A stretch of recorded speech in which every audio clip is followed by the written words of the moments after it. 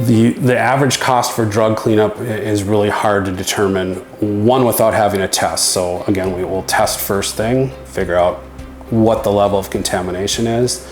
And then a lot of it is determined by what the client wants, or if a government entity is involved. The government entity is involved, they're going to placard the home, and then we have to meet their standard of clean in order for the home to be reoccupied.